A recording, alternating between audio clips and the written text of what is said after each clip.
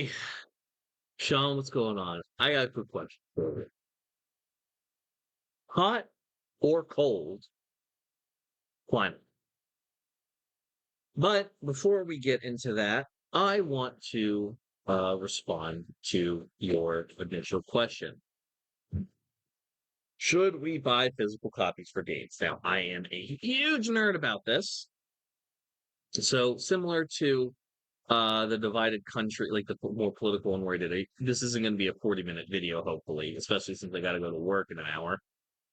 But I think instead of me giving a general response, I have a lot to say and I want to take a turn back for it. So let us, ladies and gentlemen, get right into it. Yes. Sure. Yeah, absolutely. 110%. We absolutely should buy physical copies of games.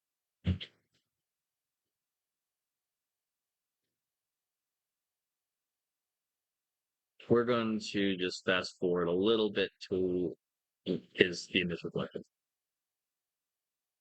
Yes. Yeah, still, yes, 100%.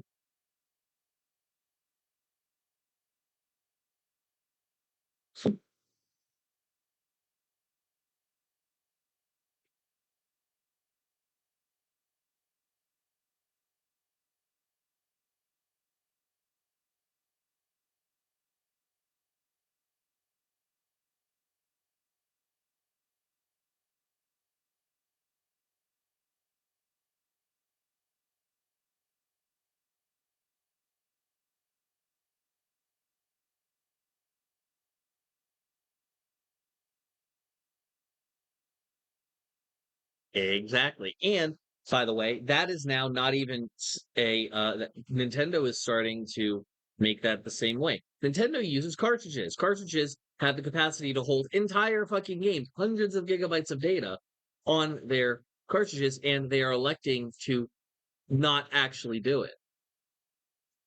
They are coming up with these things called game key cards, which are quite literally just the ability to download the game.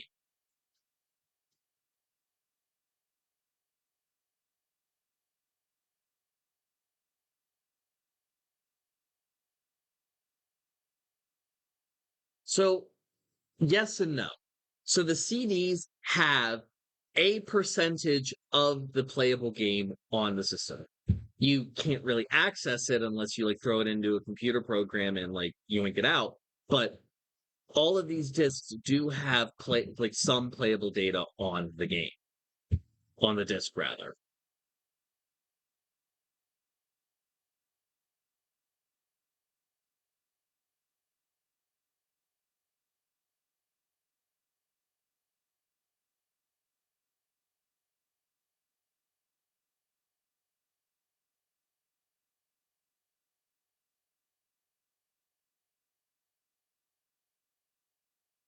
Yep. That is another big reason why it's so important to own physical media. Exactly. This is why you should want to own physical media, even if you only own a little bit of the game. Like, it's still good to have something of it compared to absolutely nothing and just it being a memory of the past. It's also another reason why it's important to have tools to rip it and also be able to emulate it.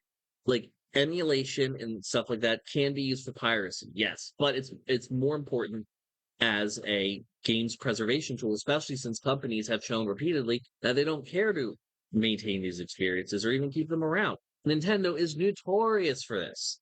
They like Pokemon Emerald and Pokemon Platinum are basically dead games on their portfolio that they refuse to publish or let people play in any legal way. So the only way to get it is either through a third party market, which Nintendo doesn't get any money from in the first place, or pirate it.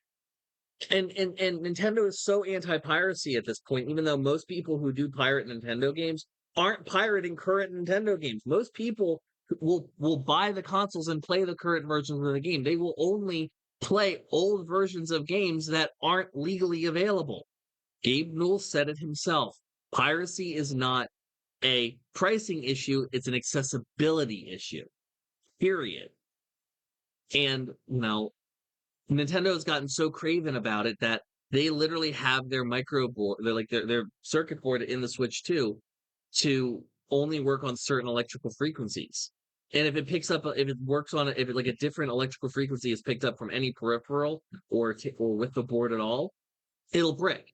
So it's basically impossible to repair, and it just sucks. It's just fucking terrible.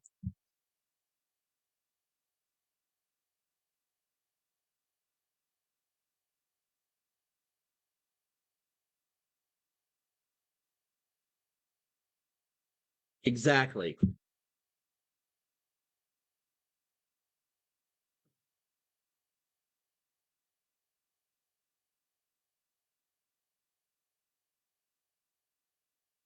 You can't play it anymore.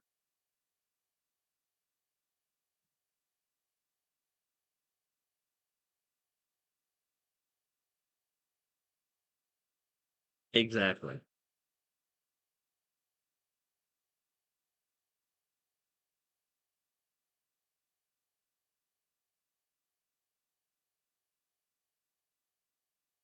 Absolutely. We should absolutely continue buying physical copies for games. Like it is so critical, especially in the console space. Like me in the PC space, I'm a little spoiled simply for the fact that Steam is such an institution and is so beloved and has at least shown through their past actions to have gamers' best interests at heart. That being said, owning your physical games is super duper important. I started buying all of the copies I could of physical Pokemon games, of all of my Nintendo games after Nintendo closed the fucking 3DS shop. And I lost basically, I mean, I have all of those games downloaded on my 3DS.